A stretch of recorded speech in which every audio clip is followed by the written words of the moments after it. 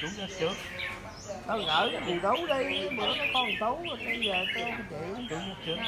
Con vớt còn gì nữa. Ủa, Con vớt chim còn thi bữa có thi không bạn? Thi mấy cái thi kết là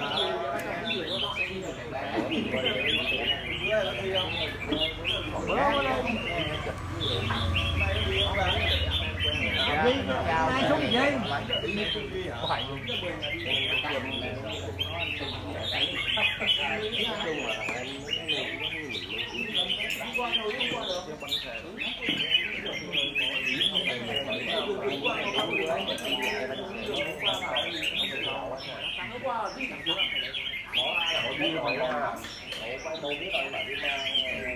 Đủ mẹ Linh này tao Duy 4 con rồi. Nay nó áp vô Duy mà nó đem cái con nấu đường nó luôn.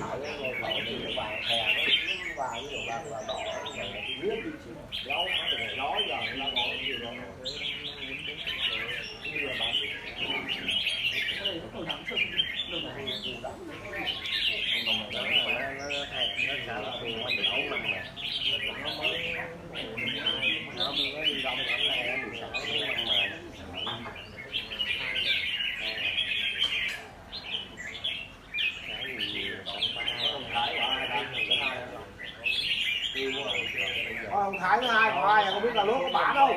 Có đó. Bao nhiêu tiền? Hay như nốt đầu. Sau này nó xuống 3 tiếng ổng nó mình nó Bố bắt trai. Chạy được xe container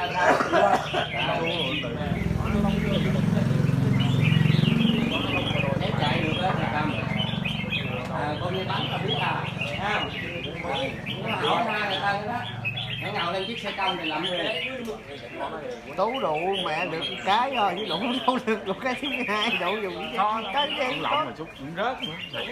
Tôi mỗi lòng kia Không phải dễ đâu. nó còn càng được cái đủ đem đi cái té hay à.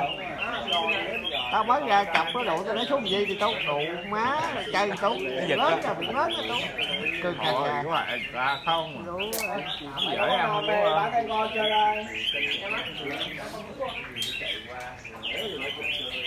Nhà được có một chim. Các anh cũng nhớ bắt con nhớ vào.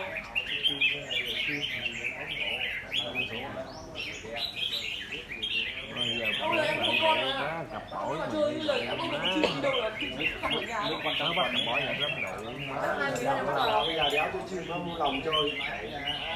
Nó là chim à. mua Nó không không nữa chắc cú đủ má yên tâm quá. Bảo cái này chỉ có mùa đông sao. Không biết sống nào hết làm sao